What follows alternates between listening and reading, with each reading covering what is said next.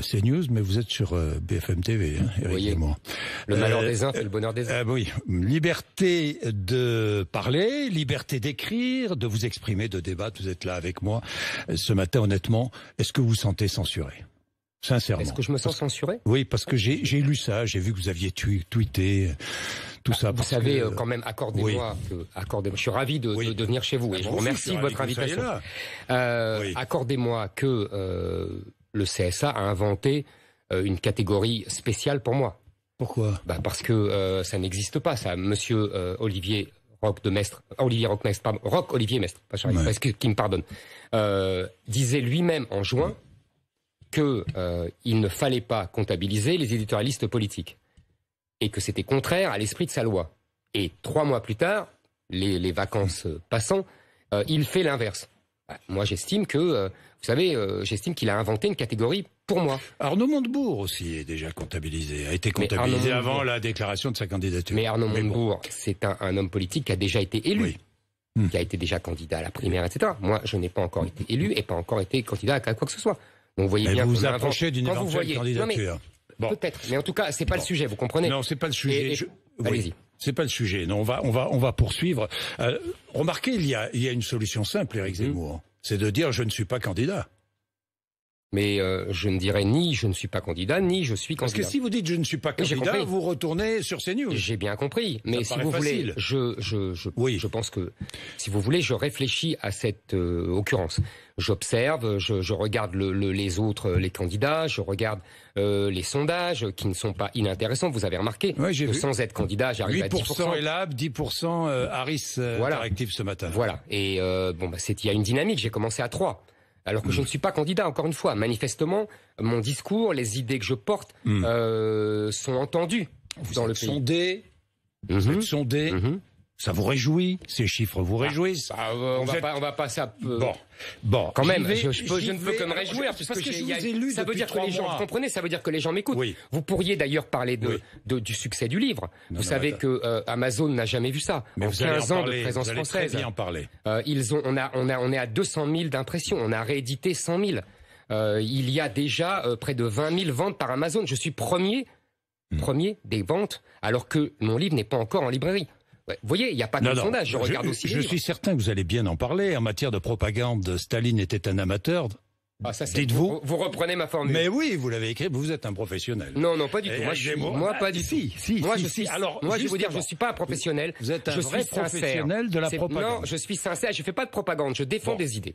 J'ai pas le pouvoir, Bourdin. Je n'ai pas le pouvoir. Oui, Zemmour. Le 27 août. Alors, le 27 août, on va reprendre les faits. Vous êtes journaliste comme moi, et les faits sont indispensables. Le 27 août, vos soutiens, membres de l'association des amis de Zemmour, que vous connaissez bien, évidemment, affirmé avoir recueilli une centaine de promesses de parrainage indispensables pour être candidat à la présidentielle.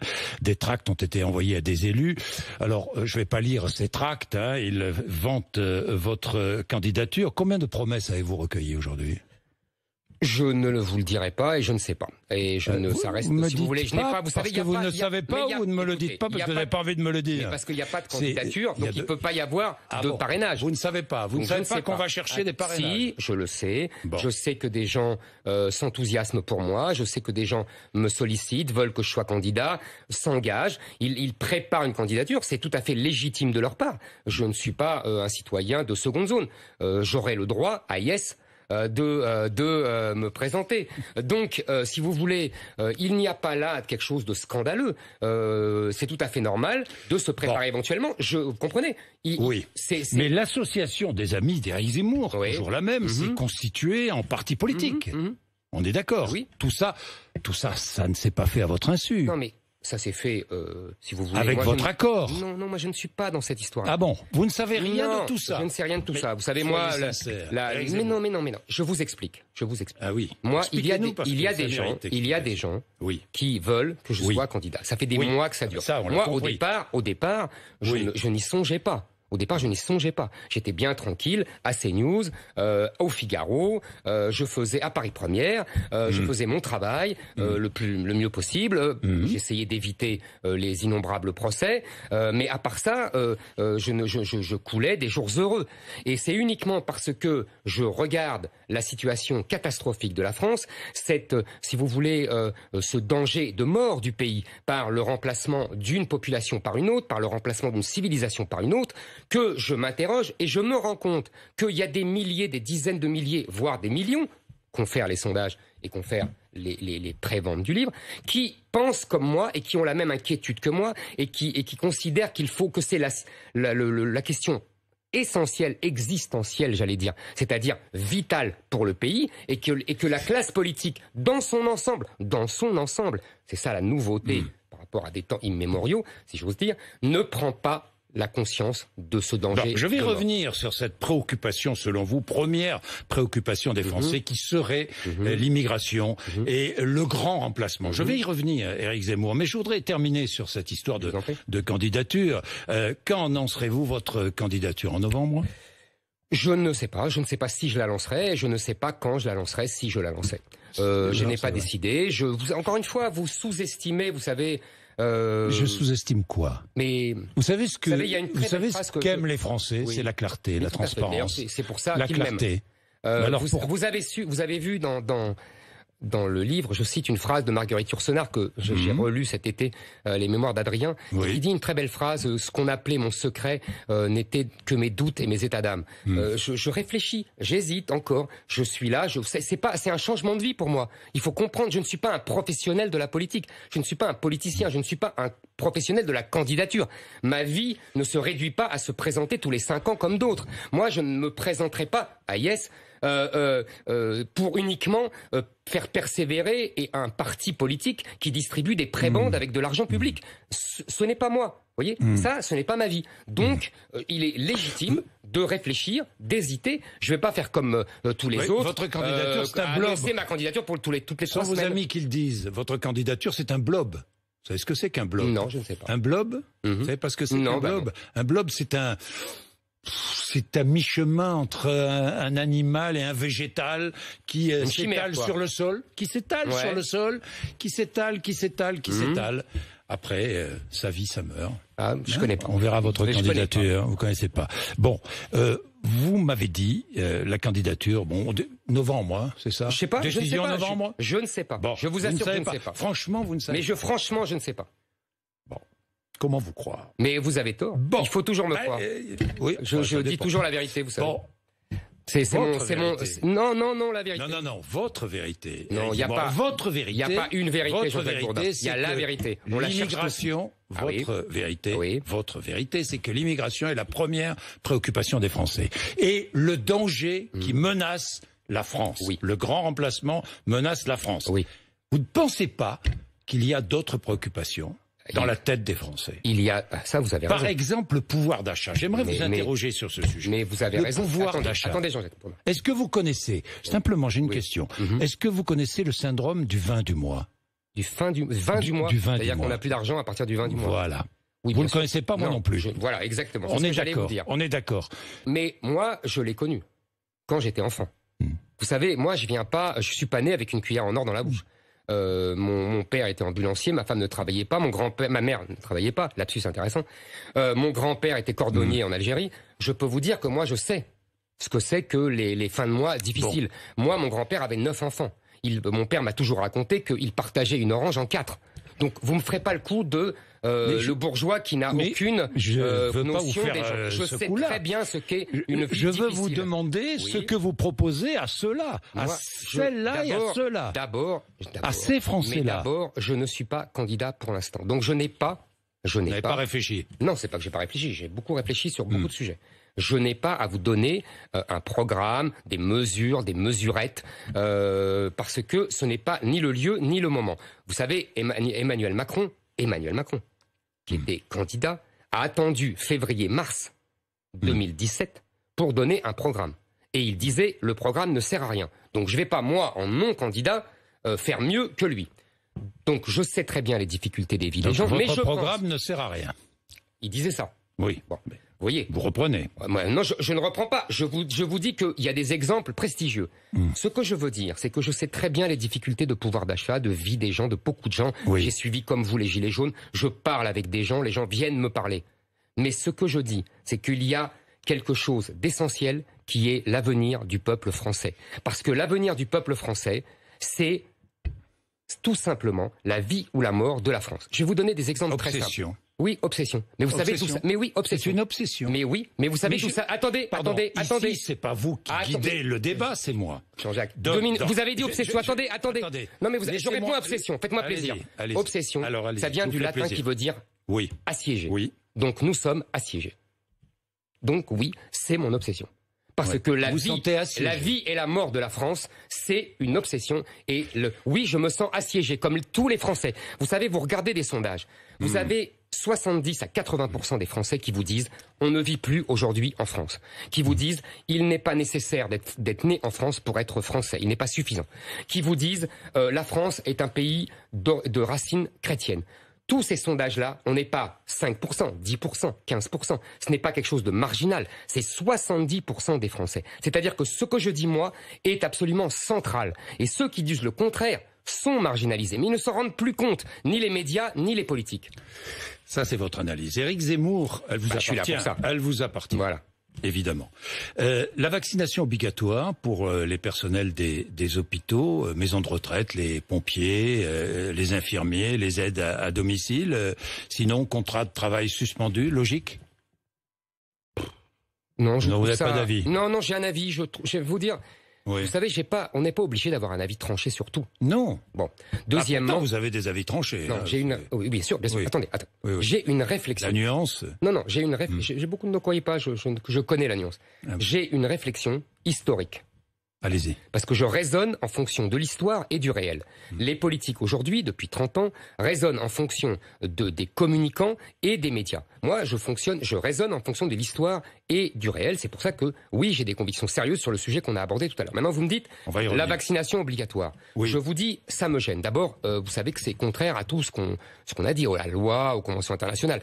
On peut pas me dire d'un côté, oui, je vous assure, la vaccination obligatoire, c'est interdit par toutes les conventions qu'on a signées. Alors, moi, je veux bien remettre en cause des conventions internationales, ça ne me gêne pas. Je le dirais pour l'immigration. Mais il faut le dire. Il faut être honnête. Là, on fait quelque chose de sournois depuis le début. Je peux comprendre les injonctions contradictoires qui animent le gouvernement depuis le début. Cette situation n'est pas simple. La gestion n'est pas simple. Mais franchement, depuis le début, le gouvernement s'est planté tout le temps, avec changeant d'avis tout le temps. Souvenez-vous de Sibeth Ndiaye nous disant les masques, je sais pas les mettre. On n'a pas besoin de masques parce qu'on n'en avait pas. Tant d'autres se sont trompés et ont changé d'avis. Mais je suis d'accord avec vous.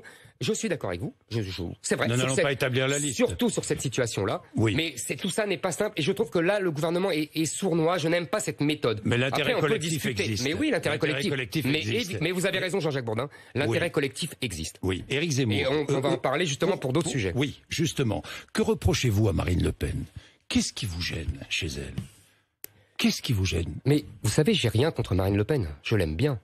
Je la connais bien depuis 20 ans. Oui. Je l'ai vu débuter sa carrière politique derrière son père il y a 20 ans. Elle vous a même proposé d'être tête de liste. Non, elle m'a proposé d'être numéro 3. Sur sa liste, d'être sur sa liste. Oui. Donc je n'ai rien contre elle de personnel, comprenez. Oui. Mais je constate deux choses. La première, c'est que la classe politique lui a laissé, comme un privilège extraordinaire, le monopole de la lutte contre l'immigration. Et je pense que malheureusement, qui est pour moi donc le sujet essentiel, malheureusement... Le seul. Non, ce n'est pas le seul. Non, si je vous lis, mais je caricature pas. Si vous caricaturez. J'ai lu attentivement. C'est pas le seul, mais c'est le plus important. Je l'assume, mais j'assume. Dans votre livre, c'est le seul. Non, pas du tout. Ah bon? Non, je parle d'autre chose. Ceux qui liront... Oui. Mais je vous ai dit, j'assume. Oui. C'est le plus alors, si vous l'assumez, c'est le seul. C'est le plus important. C'est pas la même chose. Oui. Mais vous savez, Jean-Jacques Bourdin. Oui. Quand on vit et quand on meurt, on ne vit plus. Donc tous les autres. Bon. Ça, c'est certain. Donc vous êtes d'accord que c'est plus important que tous les sujets de préoccupation qu'on a dans la vie, puisque c'est la vie elle-même qui est plus importante. C'est tout ce que je dis. Et là, nous sommes effectivement dans une question de vie ou de mort. En train de mourir. Donc terminez avec Marine Le Pen. Oui. Donc Marine Le Pen, je disais, premier problème, tout le monde sait et autour d'elle aussi, même s'il ne l'avoue pas, et elle-même, je pense, le sait, qu'elle ne peut pas gagner. Elle ne peut pas gagner. On a vu au régional, on nous Mais pourquoi dites-vous ça? Parce que tout simplement, pour des raisons qui tiennent. Vous pensez qu'elle est nulle? Non. Encore une fois, je pense que soyons sincères. Est-ce que vous pensez qu'elle est nulle? Je pense en tout cas que son Franchement, débat, laissez-moi finir. Je pense que son débat de 2017 a montré cruellement ses lacunes et a humilié ses électeurs. Je n'ai pas dit qu'elle était nulle, pas du tout. Vous le pensez? Mais pas du tout, je ne juge pas les gens comme ça. Je pense que, effectivement, elle a été humiliée en 2017 et qu'elle a humilié ses électeurs. Donc c'est tout. Après, donc ça c'est une première chose. Et deuxièmement, je pense que la droite, LR, parce qu'on pourrait dire, après tout, Marine Le Pen pourrait ne pas être au second tour. Mais je pense que la droite LR, avec les candidats qu'ils ont, que ce soit Valérie Pécresse, que ce soit Xavier Bertrand ou Michel Barnier, ne passeront jamais devant Marine Le Pen. Donc on a une situation bloquée, qui est le rêve d'Emmanuel Macron. C'est-à-dire qu'Emmanuel Macron veut Marine Le Pen en face de lui au second tour, parce qu'il est sûr de gagner. Donc vous je dites, pense qu'il faut bouleverser ça. Rassemblez-vous derrière moi. Non, je dis, manifestement, et Marine Le Pen, ni les autres. Non, je ne dis rien, mais je ne dis rien. Ça, c'est des discours politiciens. Moi, je ne suis pas là. Je dis simplement, il faut. Écoutez-moi. Mais écoutez ce que politique. Oui, allez-y. La politique, c'est pas la politique aérie. Bon. La politique, c'est des idées. Vous savez, je voyais un des soutiens de Marine Le Pen qui disait Éric Zemmour confond la politique avec le combat des idées. Mais j'assume. Le combat des idées, c'est la politique. Sinon, c'est le combat pour les places. Un combat qui a marqué l'histoire. Vous aimez l'histoire. Le 18 septembre 1981. Que s'est-il passé ce jour-là? 18 septembre 1981. Non, vous vous souvenez pas. C'est un moment important. C'est à l'Assemblée nationale l'abolition de la peine de mort. Aujourd'hui, vous rétabliriez la peine de mort ou pas? Je pense que non, j'hésite pas. Je suis pas au pouvoir. En plus, c'est très compliqué d'abolir la peine de mort. Je ne pense pas que on ait bien fait d'abolir la peine de mort. Maintenant, vous êtes favorable à la peine de mort, donc. Philosophiquement, oui. Maintenant, vous savez, une majorité de Français est favorable à la peine de mort encore aujourd'hui. On l'a aboli alors qu'une énorme majorité des Français étaient pour la peine de mort. Je pense d'ailleurs que, vous savez, quand on va exécuter les terroristes du Bataclan en Syrie sous ordre de François Hollande, on a rétabli la peine de mort. Donc on le fait sans le dire. Maintenant, c'était un symbole, la peine de mort. C'était vous savez, le sommet de la hiérarchie des peines. Mais si vous voulez, c'est pas d'après moi quelque chose qu'on va faire tout de suite. Il y a d'autres priorités. Bon, la priorité, on la connaît. Chez vous, c'est la lutte contre le grand remplacement. La France est une citadelle assiégée par l'islam, en pleine décadence, en danger de mort, une nation destituée, en voie d'effondrement. Je suis épuisé. Bah oui. Quand je vous lis, je suis épuisé. Les Français seraient, à vos yeux, endormis et soumis. Et il y a deux choses que j'aimerais que vous m'expliquiez. Vous avez dit, on refera la France avec des Français qui veulent rester Français. Là, je ne comprends pas. Je vais vous expliquer. Et puis, il faut que la France refasse des Français. Alors, que voulez-vous dire? Oui, c'est la même chose, mais que voulez-vous dire? Alors, d'abord, quelques chiffres pour vous donner l'ampleur du phénomène. Nous avons, je vais très bien. Les chiffres seront vérifiés, hein, Éric. Ne vous inquiétez pas, je les connais bien. Ils sont officiels. On a, par an, depuis des années, je vous donne le chiffre de 2019, parce que 2020, ça ne veut rien dire avec le Covid, etc. Ouais. En 2019, on avait 275 000 entrées légales. Je dis bien légales. C'est-à-dire regroupement familial au sens large, étudiants, travail, très très peu. 14% du travail de ces 275 viennent pour travailler. Droit d'asile, pas de droit d'asile d'ailleurs, droit humanitaire, etc. Nous avions, ça c'est 275 000 légales. Nous avons en plus 130 000 demandes d'asile, dont à peu près 36 000 sont acceptés et donc à peu près 90 000 sont déboutés, mais les déboutés ne partent jamais. Il y a 10 à 15% de déboutés renvoyés. Donc, vous voyez, ça vous fait encore une masse de plus de 120 000. Et on a un stock, si j'ose dire, de mineurs isolés, entre 40 et 50 000. Ça, je vous parle seulement des réguliers. Donc, vous calculez, ça vous fait entre 350 000 et 400 000 tous les ans, c'est-à-dire en gros la ville de Nice, qui tous les ans arrivent, évidemment pour la plupart maghrébins et africains, d'une énorme majorité de musulmans, alors que justement, si vous voulez, on a une distance culturelle énorme avec l'islam. Alors, on refera la France avec des Français qui veulent rester français, donc avec des Français qui ne viennent pas d'ailleurs. Attendez. Oui, mais je finis mon raisonnement. Non, je finis mon raisonnement. Donc, je veux vous dire. Donc, au bout de 5 ans de mandat d'Emmanuel Macron, on aura en plus 2 millions d'étrangers de plus venus pour la plupart du Maghreb et d'Afrique noire. Je pense qu'il faut arrêter cette folie. Et que, au contraire, il faut, dans les 5 ans qui viennent, diminuer de 2 millions, par exemple. On pourrait envisager, effectivement, le départ ou la non-arrivée de beaucoup de gens. C'est ça qu'il faut inverser. Il faut inverser cela. Et, si vous voulez, vous me dites refaire des Français. C'était ça votre question. Ben oui, bon, mais répondez-moi, là, oui. Oui, alors. Vite, pense parce que... si vous voulez, il y a un phénomène depuis 30 ou 40 ans de défrancisation. Cette expression, vous savez, c'est le général de Gaulle qui l'employait, la francisation, au moment de la guerre d'Algérie. C'est-à-dire que les Français, on ne leur apprend plus l'amour de la France, l'amour de son histoire, l'amour de sa culture, l'amour de sa grandeur, et on laisse les immigrés vivre comme au pays. On a renoncé à les assimiler. C'est la raison pour laquelle vous pensez qu'appeler son enfant du prénom de son grand-père, qu'il soit italien, portugais ou algérien, finalement, c'est ne pas aimer la France. Moi, je ne comprends pas. Vous dites, je protège les enfants parce qu'ils seront discriminés s'ils ont un... Oui, absolument. Ah oui.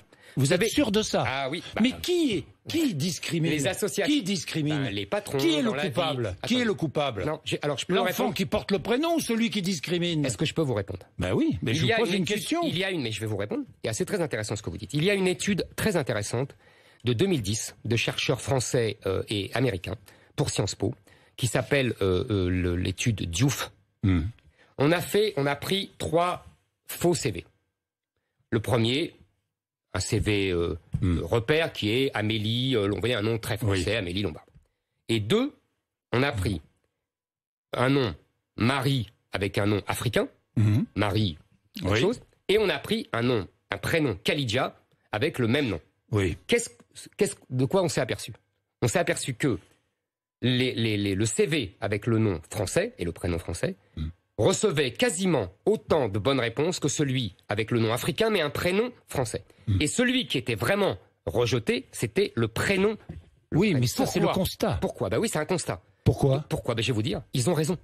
Parce que il faut donner des preuves. Le discriminateur a raison. Le discriminateur a raison. Il ne doit pas être poursuivi. Non. Je sais qu'il est poursuivi aujourd'hui. Mais oui. Je sais, je connais la loi. J'ai moi-même été condamné parce que j'avais dit justement qu'il ne devait pas être poursuivi. Oui. Mais ce que je veux dire, c'est que depuis 150 ans qu'on a une immigration. Elle est italienne, vous l'avez dit vous-même. Qu'est-ce qu'ont fait les Italiens? Ils ont donné des prénoms français à leurs enfants. Aldo Platini a appelé son fils Michel. Et donc... J'ai tant d'autres exemples contraires. Mais bon, Éric Zemmour. Il faut, vous savez, soit, écoutez-moi, soit le prénom n'est rien, puisque c'est ce que vous avez l'air de dire. Et je ne vois pas pourquoi on ne donnerait pas un prénom français. Soit il est marqueur de l'identité, et en plus c'est ça la vérité, et là il faut justement donner des preuves d'amour. Il ne suffit pas d'aimer, il faut donner des preuves d'amour. Et là, vous savez pourquoi les immigrés arabo-musulmans ne donnent pas de prénom français? Parce que ce sont des prénoms chrétiens. Ils ne veulent pas, ils veulent persévérer dans leur être islamique. Et c'est pour ça qu'ils s'appellent Mohamed. Mais souvent parce que c'est le prénom de leurs ancêtres, ça leur rappelle leur terre natale. Jean-Jacques Bourdin, est-ce que vous croyez que mon grand-père n'avait pas d'ancêtre? Non, mais est-ce que vous croyez que mon grand-père n'avait pas de père? Vous êtes un assimilé parfait. Est-ce que vous croyez que mon pas parfait, on n'est jamais parfait. Non, mais est-ce que vous croyez que mon grand-père n'avait pas de père? Je déteste cet argument. Est-ce qu'il y a les sous-hommes et les surhommes? Il y a ceux qui sont pliés à la règle. Je vous rappelle que c'était une loi de 1803 jusqu'en 1993 et qu'il y a d'autres qui doivent s'émanciper de la règle. C'est ça que vous êtes en train de me dire? Non, je vous dis simplement que pour honorer ses ancêtres, parfois dans des familles, et même souvent, on a envie de donner le prénom de son grand-père. Je le sais, mais je le sais, et on peut le donner en deuxième. C'est pas une question. Mais je sais, on peut le donner en deuxième prénom. On peut le donner en deuxième prénom. De temps en temps, il faut honorer la France aussi, Jean-Jacques Bourdin. Mais on l'honore, la France. Non, on l'honore pas. Tiens, vous savez l'équipe de France de football, vous êtes amateur de football. L'équipe de France de football, des Noirs, des Blancs, qui jouent ensemble, qu'est-ce qu'on honore? Qu'est-ce qu'on honore quand on joue avec le maillot bleu? On honore qui? On honore la France. On honore la mais France, ces joueurs quelle que soit son origine. Mais je suis d'accord avec vous. Mais attendez, alors. Je vais pas. Non, mais ne me faites pas un procès en origine. Mais je viens moi-même du sud de la Méditerranée. Alors moi, je suis devenu. Non, mais alors vraiment, ça ne me touche pas ce genre d'argument. Parce que moi, je viens aussi du sud de la Méditerranée. Devenu un admirateur d'un antisémite notoire qui est Charles Maurras. Mais oui, mais pardon de vous le dire, mais c'est la vérité. Je n'admire, vous savez, je n'admire pas Charles Maurras. Je lis Charles Maurras. Oui. Comme je lis Barès, comme je lis Jaurès, comme je lis Léon Blum, comme je lis Zola. Vous ne voulez pas terminer comme Jacques Bainville, hein? Vous savez, qui a regretté toute sa vie de ne pas faire de politique. Vous savez, j'ai découvert ça. Vous savez, là, il faut dire aux gens qui est Jacques Bainville. Oui, c'est un très grand historien de l'Action française, qui était ami de Maurras justement, et qui. Je peux avoir une minute là-dessus, parce que ça va vous intéresser. 30 secondes, absolument. J'ai une dernière question. En 1920, nous sommes en 1920 après la Première Guerre mondiale. Oui. Il annonce uniquement en regardant le traité de Versailles tout ce qui va se passer après. Hitler n'est encore qu'un peintre. Tout ce qui va se passer après, c'est-à-dire la remilitarisation de la Rhénanie, l'annexion de la Pologne, tout ce qu'on a connu, et la Seconde Guerre mondiale, uniquement en fonction de l'histoire et du réel. Et à l'époque, on l'insulte, on l'accuse de germanophobie, de bellicisme, etc. C'est pour ça que je me suis identifié à Jacques Bainville, parce que j'annonce une catastrophe, et on me dit, vous souhaitez la guerre civile, etc. Non, j'annonce comme Cassandre le pire, parce que je crains que cela arrive si on ne fait rien. Et si on fait quelque chose, on peut se sauver de cela. Mais pour l'instant, si on suit toute la classe politique, on va à la guerre civile. Alors, Éric Zemmour, j'ai une dernière question. Vous avez été condamné pour incitation à la haine. Je vous écoute, votre question. Oui, incitation à la haine.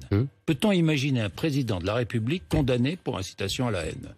Je vous le dis sincèrement. Deux choses. Vous savez que mais bien sûr, vous savez que le général de Gaulle a été condamné par contumace à mort. À quelle époque? En 40. Oui. Nous ne sommes pas sous le même régime. Mais nous ne sommes pas sous le même régime, mais nous sommes dans une période aussi tragique. Merci. Et je pense que c'est un délit d'opinion. On veut me condamner uniquement parce que je dis des vérités. Vous êtes une victime. Oui, je suis une victime, en l'occurrence, de lois liberticides qu'il faudra abroger. Dans tous les cas, la victime a pu s'exprimer ici. Et je 8h57, merci Éric Zemmour sur RMC et BFM TV.